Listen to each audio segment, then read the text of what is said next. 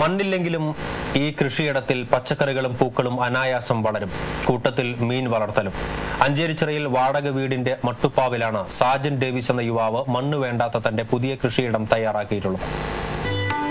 Dubai Al ഐനിൽ വെച്ച് കണ്ടുപഠിച്ച കൃഷി മാതൃകയാണ് നാട്ടിലെത്തി മറ്റുള്ളവർക്ക് കൂടി പരിശീലിപ്പിച്ചെടുക്കാൻ സാജൻ രംഗത്തെത്തിയത്. കേവലം 50 ചതുരശ്ര അടി വിസ്തൃതിയിലുള്ള ചെറിയ കോണിൽ പോലും ഇത്തരം കൃഷിരീതി ആകാം. പക്ഷേ സൂര്യപ്രകാശം വേണമെന്ന് മാത്രം. അക്വാപോണിക്സ് എന്ന ഈ നൂതന കൃഷി വ്യാപനത്തിന് കാർഷിക സർവകലാശാലയിലെ പ്രമുഖർ സാജനെ നേരിട്ടെത്തി പ്രശംസിച്ചു. ചെടി നടുന്നതിന് ചകിരിച്ചോറ് പരുവപ്പെടുത്തിയ മിശ്രിതമാണ് ഉപയോഗിക്കുന്നത്.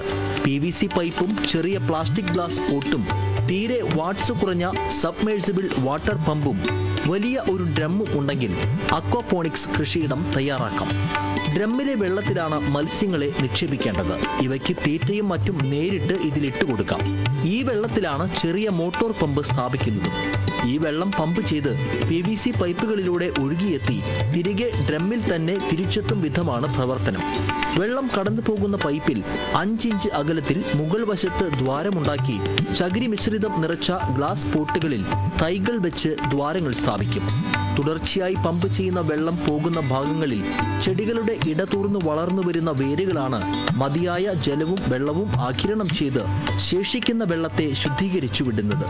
ഈ ജലം വീണ്ടും ഡ്രമ്മിൽ തന്നെ എത്തിച്ചേരും. ഈ സംവിധാനം മൂലം 2 ആഴ്ച കൂടുമ്പോൾ മാത്രമേ ഡ്രമ്മിൽ വെള്ളം കുറച്ചെങ്കിലും ഒഴിക്കേണ്ടി വരികയുള്ളൂ.